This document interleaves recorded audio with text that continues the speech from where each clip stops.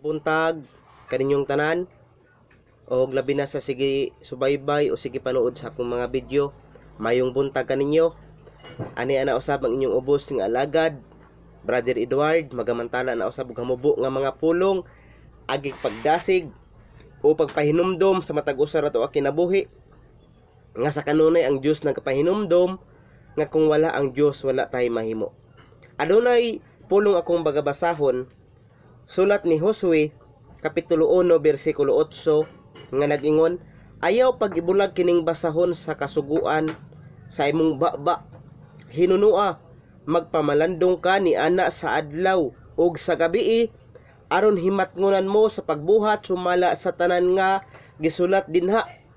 Kaysa ingon ni ana, ikaw magmauswagon sa imong panaw ug unya makabot mo ang kauswagan.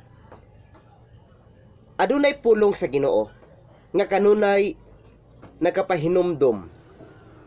Ato kanunay tun-an ang pulong sa Ginoo. Ato kanunay sabton ang pulong sa Ginoo. Nining naghinapos nga kapanahunan mga alagad sa Ginoo. Atong paminawon ang pulong. Sa panahon karon, dili na jud kita magpakabuang.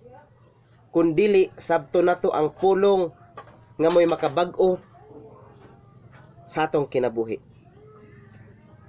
Tungod kay nag-ingon ang ihang pulong, ayaw pag-ibulag kining basahon sa kasuguan diha sa imong baba. Sa kanunay, di jud nato ibulag ang pulong sa Ginoo. Nga kanunay nagapahinumdom sa atong kinabuhi, pulong sa Ginoo. Atong basahon sa kanunay aron ang atong pag-alagad mamalig-on kita atubangan sa Ginoo. No, bisag pag-unsa atong pagabuhaton sa kanunay kita magmauswagon. Magmauswagon ta sa tong panaw diha sa Ginoo. Kung kanunay to buhaton ang pagpamamalandong maadlaw o magabi. Di ba unsay may ginabuhat ni Salmista David?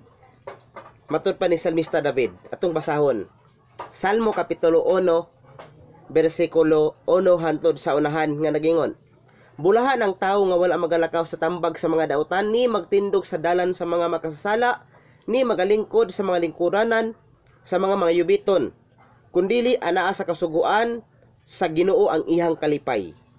Ug sa kasuguan niya, nagapamalandong siya sa adlaw o sa magabi.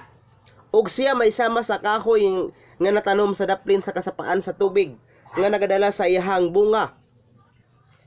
Sa iyang panahon kansang dahon, usab dili malaya ug bisan unsa iyang pagabuhaton siya magmauswagon. Nganong magmauswagon man ta sa tong panaw kung kanunay nato tun-an ang pulong sa Ginoo, tungod kay ang kamatuoran mo'y naghatag ka nato kagawasan. Tun-an nato kanunay, dili jud nato ibulag ang basahon nga mao ang pulong sa Ginoo nga kanunay nagapahinumdom sa atong kinabuhi. Magtuon ta, tun-an jud nato aron dili kita mailad sa mga malipat-lipatong kaugdahan sa yawa ni ining kalibutana. Ug mao lamang na naot ko na inyong nasabtan o natisok sa inyong kinabuhi. Usbon ko, maayong buntag o God bless you all. Thank you.